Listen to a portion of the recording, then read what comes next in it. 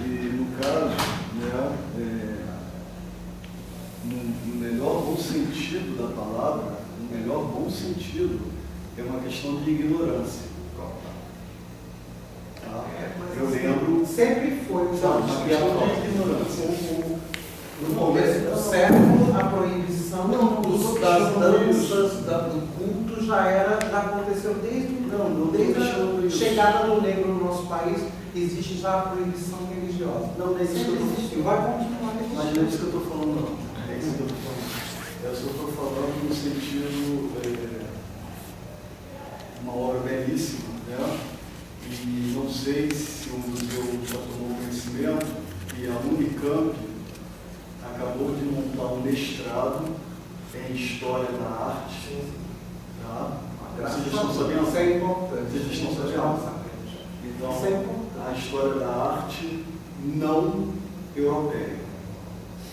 Tá? Então, na Unicamp agora tem um mestrado em História da Arte não europeia. Então, já começou. E a minha única questão, quando tentamos separar a religião, tá? Ou que seja a filosofia,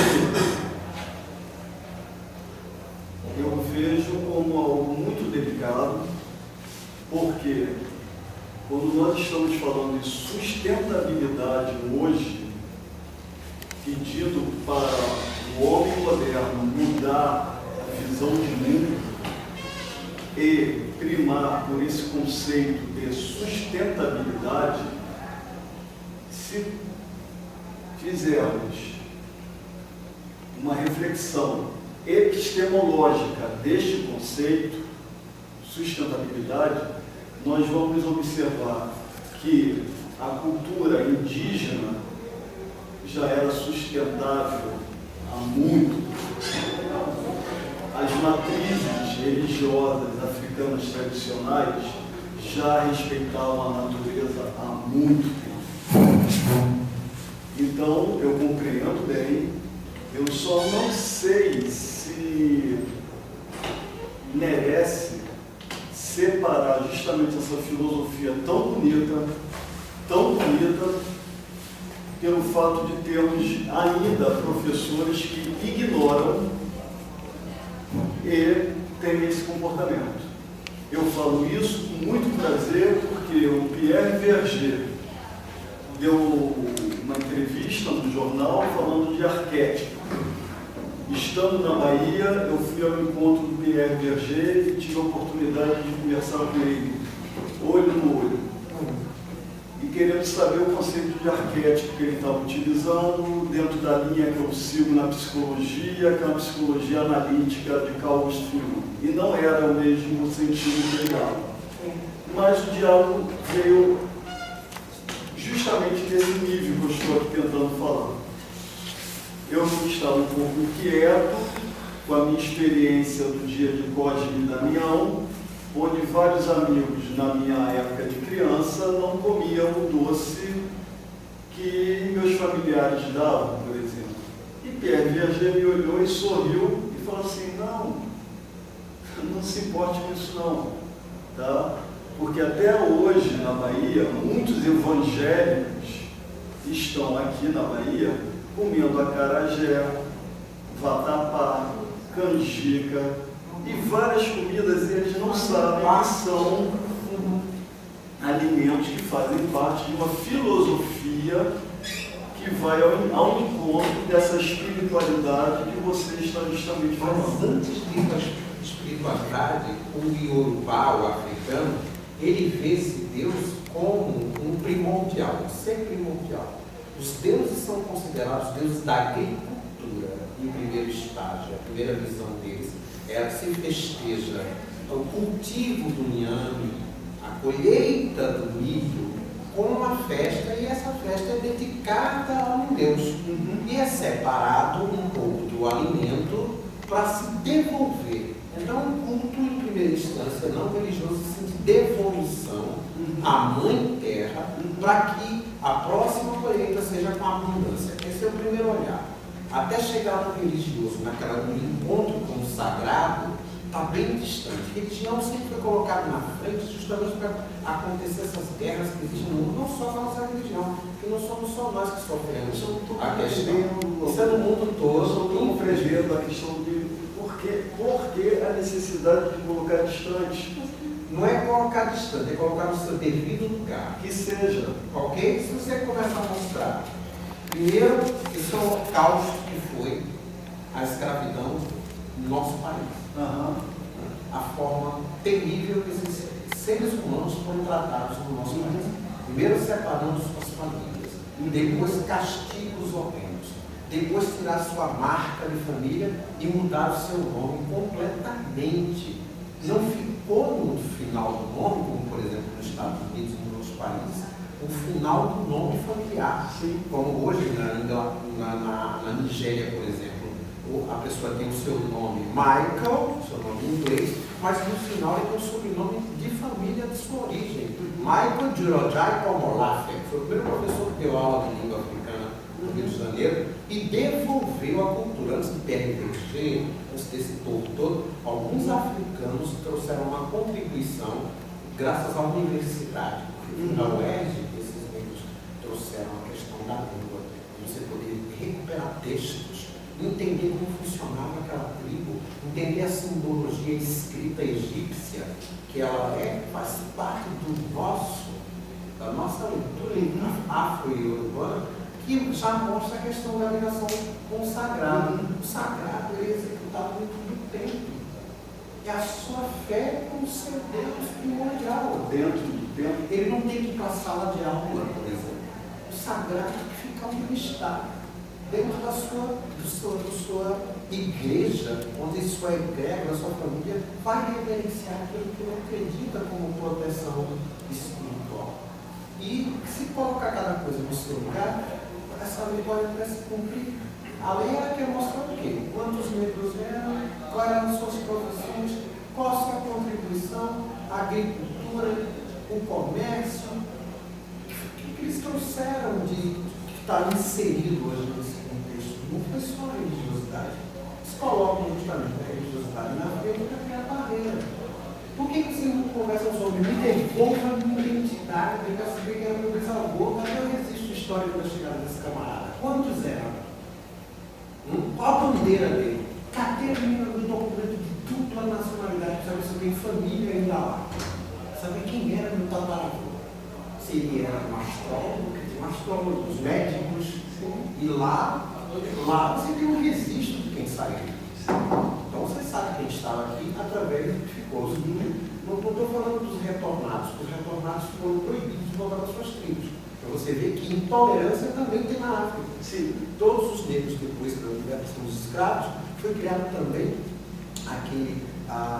um registro chamado deportação. Foi terrível isso. Deportaram 90% dos negros que estavam desempregados.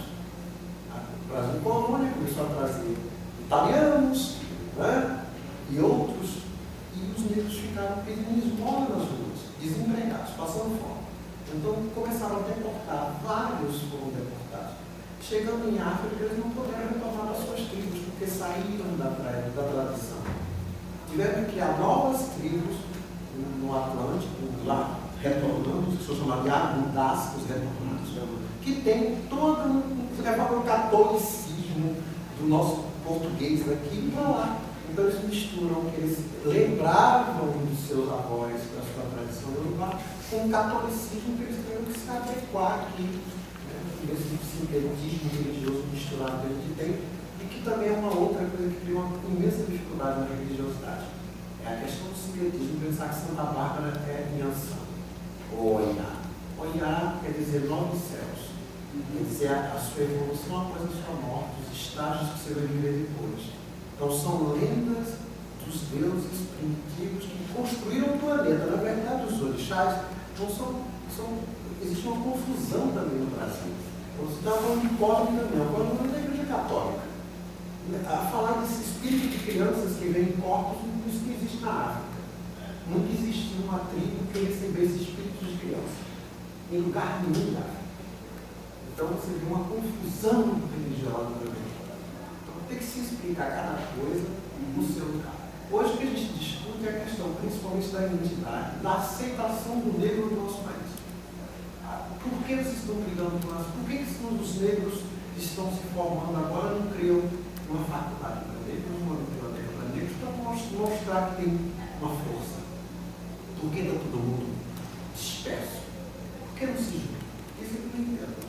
Entendo que é por falta de identidade. E por que não, a partir da mistura, apontar a potencialidade do negro? Nunca houve misturas, não, porque os outros não aceitam os negros e os negros não se aceitam os outros.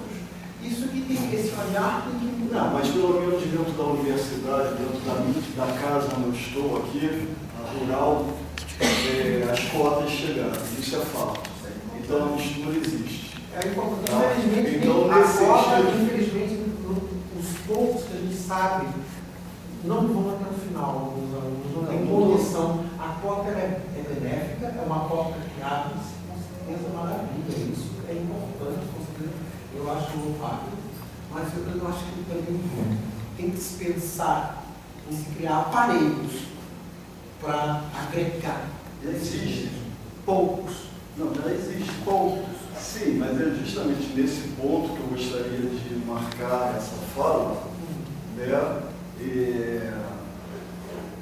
Saindo um pouco desse contexto da primeira pessoa, mas é de fato. Né? Tudo que a sua exposição apontou, eu vivo de fato. Tá? Eu vivo de fato.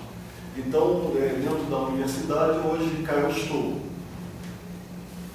No mundo social, o grande compositor Candeia é primo do meu pai. O grande compositor Candeia, as letras estão aí. Já falando há muito tempo sobre o que foi aqui bem apresentado.